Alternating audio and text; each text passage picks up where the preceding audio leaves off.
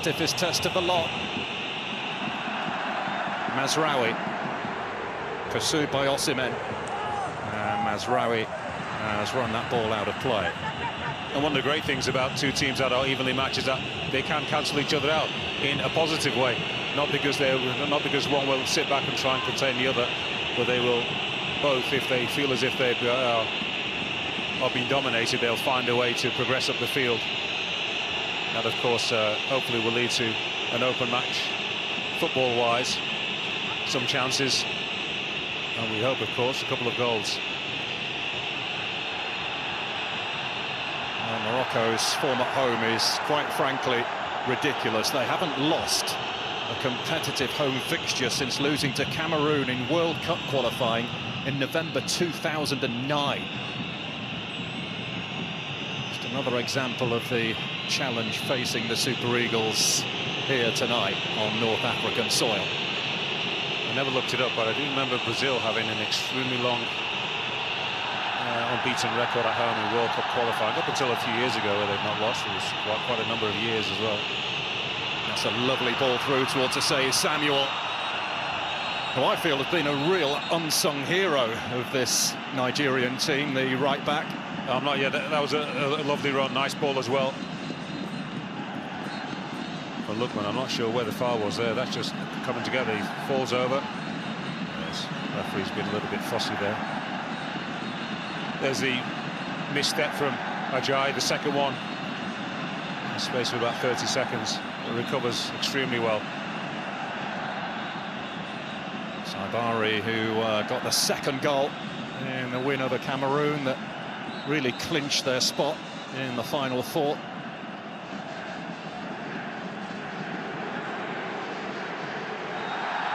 So, firm challenge going in on Hakimi from Onyedika, the man who's been brought in for Wilfred Ndidi. His only other start at this tournament was against Uganda. He got 2 goals in that game against the Ugandan side that played with 3 different keepers.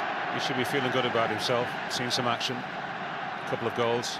Nigeria will lose, of course, the vast experience of Wilfred Ndidi, but they will gain younger, fresher legs, and that could be key the longer the game goes on.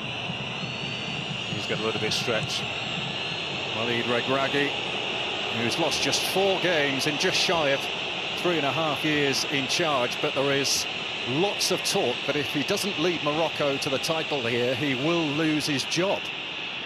And despite his success with this team, the style hasn't always gone down too well of late with Moroccan followers. They feel it's a little bit boring, a little bit tepid, a bit conservative is what I'm trying to say. Hard to please, aren't they, the fans? Yeah, but they are a demanding set, as we all know. Well, that would suggest that they just get used to winning first, and you've not won AFCON since 1976. Be overly concerned about the aesthetic right now. Lift the trophy and then you can talk about evolution. Viewers at home who will be wondering where this match will be won or lost. Well, there's El Kaabi, who we just caught a glimpse of in shot. He's certainly a goal scorer to be feared, but I think he can be nullified. He's not a brilliant player individually in terms of creating opportunities on his own. These are the positions, the wide areas. El Zazouli in particular is a fantastic player. Diaz helping it through and looking for a return. Hammered clear by Calvin Bassey. Much underrated, Abdesamad El Zazouli as well. What a terrific worker he is up and down the flanks on the left side. Absolutely agree with you there, Afan. Great balance, quality. And when the pressure's on, he can take the pressure off by galloping upfield. He's so good at carrying the ball. He's on it now as Al-Zouli, and he's switched it inside for Saibari. El Khanous, Brahim Diaz. Steps on the inside of Bruno, and that is just wide. And on the other side, this guy is a little magician. Never quite sure whether he's coming inside as it did just then, or decides to go on the outside. Little 1-2 on the edge of the box there. Uses his captain Hakimi as a screen. That is not far away. That's a super strike. Wow, just misses the post. He would have seen from his angle that it was never in.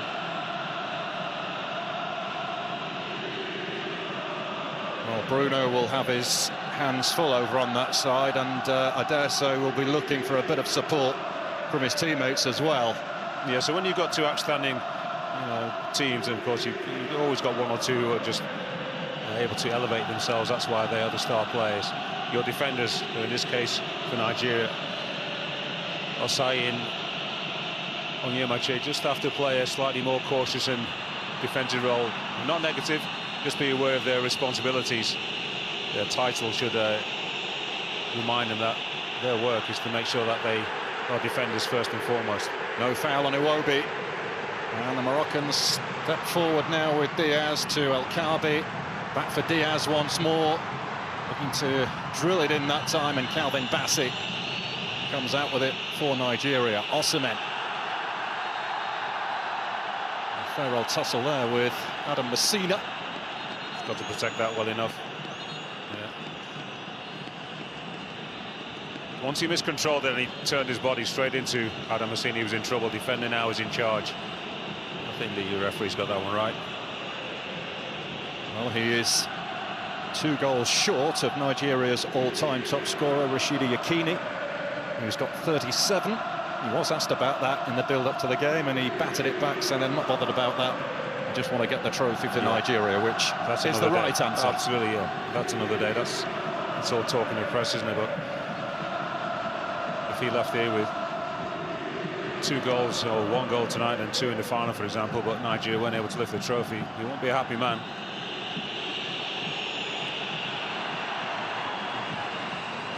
The opening 10 minutes, quite a few Nigerian passers have gone astray. I'm not talking about the first couple from Shemi Ajayi either. Yeah, the pressing from both sides will force 1 or 2 errors. That's to be expected, especially in the early part of the game, opening 20 or so minutes. I always call it that burning of energy phase, especially with such a raucous atmosphere to play in front of. The players will start to settle down about that minute mark. He's tied it up by Mazraoui. Back with Yasin Bunu, who has kept 12 clean sheets in his previous 13 appearances for his country.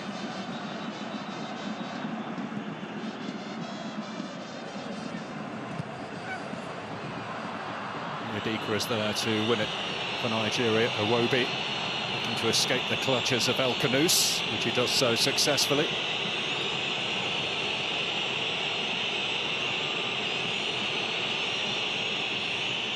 Ajayi turning the ball over back to the Moroccans.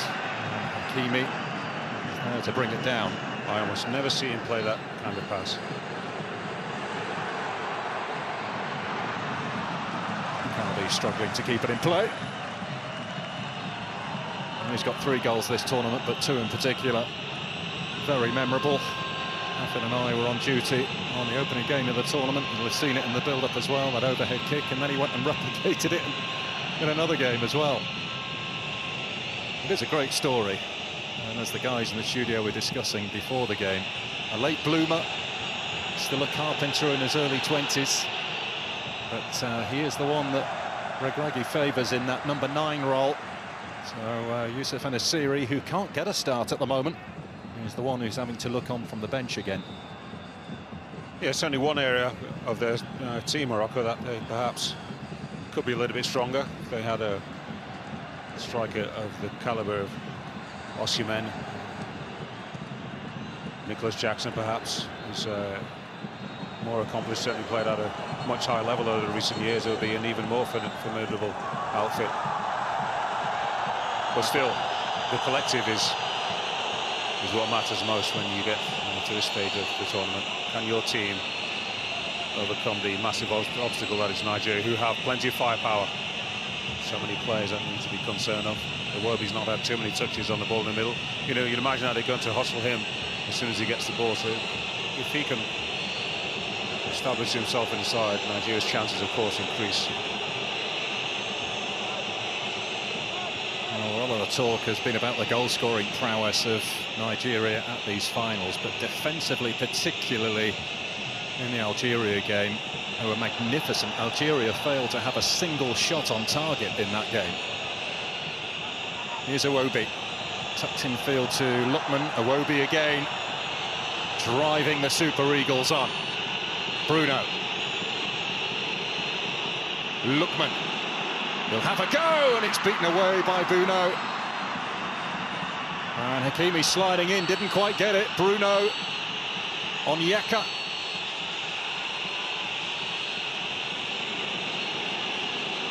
And Bassi, whose first touch was not the best. And the momentum in that build just seems to have dissipated. Yeah, he's having a little ride. Smile to himself, Ademola Lookman. He knows he didn't catch this one cleanly. Yeah, that's a pretty comfortable save for Yassine Bruno. Just had to make sure he sent it wide of the onrushing Osimhen. Will be a Moroccan ball, this. But just to go back to Ademola Lookman, 3 goals, 4 assists. Sorry, Paul. It's all right. I don't know what that foul was for. Assist.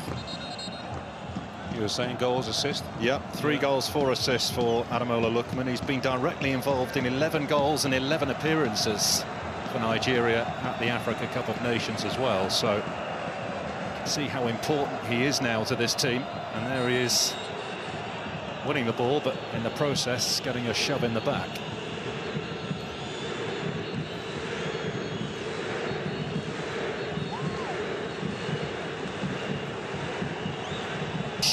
Back in 2019 against Algeria. Onyedika now. Wanted too long on it, and El-Kaabi has stolen it from him. Saibari. There's Al-Zuli of Real Betis. And now Nosai Mazraoui will be returning to Old Trafford to work under a new interim manager in Michael Carrick, of course. Brahim Diaz.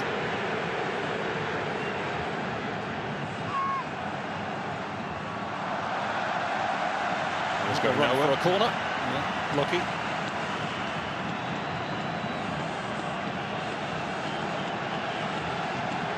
Tight in the middle of the park, isn't it? Nobody's been allowed to settle on the football. Saying to the opposition, you can play out from the back if you like. If you get within 5 yards or so of that halfway line, it's game on in terms of competing for the football. And this is where Nigeria have to be strong. Morocco very good on set pieces. 5 of their 9 goals at this tournament have come off set plays.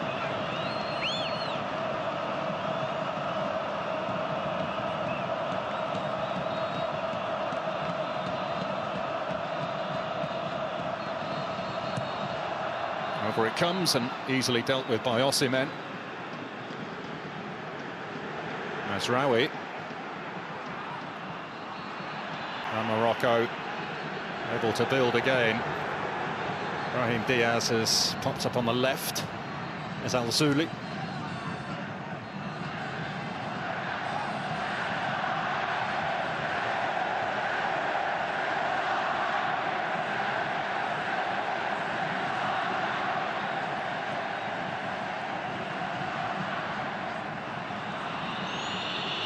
Osimhen has a good pass.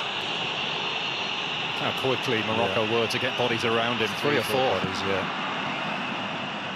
It's the intensity which we've played at the last couple of years and served them well, so why not continue to play in that way? So Samuel guiding it back to Amwabali, who's goalkeeper. But in the last game, I say Samuel, arguably his best performance in a Nigeria shirt. Playing for Birmingham City after spending 4 years in Turkey with Fenerbahce. There's a strength of Morocco is using the flanks, the wide players. Who are not traditional, actually, Brahim Diaz is very much a modern-day wide player, isn't he? Inverted left footer playing on the right more often, and 2